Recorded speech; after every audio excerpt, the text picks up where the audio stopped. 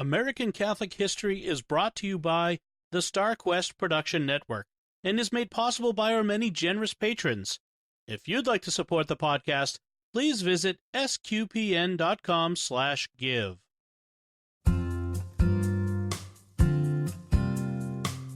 Hello, and welcome to American Catholic History. If you like our podcast, be sure to rate us and give us a review wherever you get your podcasts. I'm Noelle Heaster-Crow. And I'm Tom Crow. Today we're talking about Father Stanley Rother, the first U.S.-born martyr and the second person to be beatified on U.S. soil. Father Stanley's story doesn't have big, amazing moments, but rather it's a simple story of faith, love, and devotion to his flock, even if that meant death. Tom, you first learned his story sort of incidentally. Tell us about that. Sure. So I was in seminary at Mount St. Mary's in Emmitsburg, Maryland for 3 years from 2005 to 2008. While there, I first lived in the first floor of Gallagher Hall, which was a dormitory wing off of the main building, McSweeney. To get to the first floor of Gallagher, you walked through a passageway that connected the two buildings. On the walls of that passageway are a number of pictures of this young-looking priest, smiling in his official portrait, and then other pictures of the same priest in a tropical setting, some wearing a multicolored stole with a gentle smile. In one, he's holding a child's hand and looking down at her while other children are playing in the distance, big fields. There was no label or context or story told, but it was clear by the placement that this was a significant priest who had done good work for the Lord and had had a connection to Mount St. Mary's. Eventually, I did find out who he was, Father Stanley Rother, a 1963 grad of the Mount, and I found out that he'd been murdered in Guatemala, where he'd been a missionary. I learned a lot more about him in 2007 when his cause for canonization officially opened, and I was asked to write a short article about him for the seminary newsletter. So you knew a bit about him before most people. Yeah, I suppose I did, and honestly, it was learning his story in such a matter-of-fact way that first opened my eyes to the amazing cloud of witnesses that we have as American Catholics that we just don't know anything about. So let's get into his story, where he came from and how he ended up a martyr in Guatemala. He was originally from the tiny rural farming community of Okarche, Oklahoma, which incidentally boasts the oldest bar and best fried chicken in all of Oklahoma. Yeah, right. So he was born in 1935, the oldest of 4 children in a German Catholic farming family there in Okarche. He grew up farming and learning all that comes with it, learning how to be resourceful, how to fix most anything, and that good things take time and patience and dedication if they are to flourish. He also learned that you don't abandon what is in your care. Right, a very important lesson. He played sports and was an altar boy. During high school, he felt a call to the priesthood, and after graduating was sent by the Diocese of Oklahoma City, Tulsa, to Assumption Seminary in San Antonio, Texas. But he struggled mightily in Latin. And since this was before the Second Vatican Council, Latin was still a required subject for seminarians. Right, and since he couldn't get it, he was whipped soundly and sent home. Kidding. He was actually made to walk over burning coals. Ha ha. No, but seriously, after too many failed attempts to master Latin, the authorities at Assumption Seminary sent him home, deciding he wasn't priest material. Sounds like St. John Vianney, who also struggled with Latin and nearly wasn't ordained because of it. But Stanley Rother's bishop had faith in him. Right, so his bishop sent him to Mount St. Mary's in Emmitsburg, Maryland. There are no reports that he suddenly developed a proficiency in Latin, but he did graduate in 1963 and was ordained that May. He spent a few years at assignments in the Oklahoma City area before, in 1968, he requested a rather significant new challenge. The Diocese of Oklahoma City, Tulsa had a mission in Santiago Atitlan, Guatemala, a small community of Tzutujil people about 50 miles west of Guatemala City. The Tzutujil were an indigenous people who descended from the Mayans. They lived mostly in poverty, and their native language was a difficult, unwritten tongue. When the mission church in Santiago Atitlan needed a new priest, Father Rother volunteered to go be that missionary priest, and the bishop accepted. So now a priest who nearly didn't become a priest because he couldn't handle Latin was heading to Guatemala, where they speak Spanish, and to a village where they spoke an even more obscure language. Exactly. But he poured himself into it. Whether it was a special grace from God or just his own determination born of a love for the people, or some combination of the two, he worked at it and he learned both languages in a few short years. By 1973, he boasted that he was preaching in Tzutujil. Somewhere along the way, he helped to translate the New Testament and many prayers into that language, and eventually, he was even offering Mass. But the sacraments and prayers weren't all that he did with and for the people. Not at all. His farming background came in mighty handy. He helped the people learn new farming techniques that helped improve their crops, and he was out there with them working the fields. He also did radio broadcasts from the mission, sharing prayers and lessons in language and mathematics. He absolutely poured himself out for the people in every way that he could.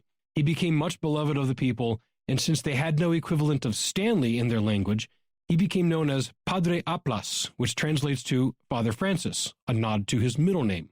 But everything he did to help the impoverished people of Santiago Atitlan ended up signing his death warrant. Right. Guatemala was in the throes of a long civil war beginning in 1960 and going all the way into the 90s. It was part of the larger Cold War and pitted a dictatorial government against left-wing movements. The leftist rebels claimed to be the champions of the peasants and indigenous people, even if, like the Tsutujil of Father Rother's community, those people had no interest in the workers' paradise they were pushing. Father Rother and the church in Guatemala in general didn't take sides in the political wranglings either. His care was for his people and helping them get to heaven and to have better lives here on earth. But neutrality didn't matter to the government forces. They viewed anyone not with them as against them. Right. Neutrality put the church in the government's crosshairs because the government wouldn't allow any perceived rival to its control of the country. Many priests and religious lost their lives, along with many of the faithful. Father Rother opposed the presence of government troops in the area of Santiago Atitlan, wanting the people to live in peace.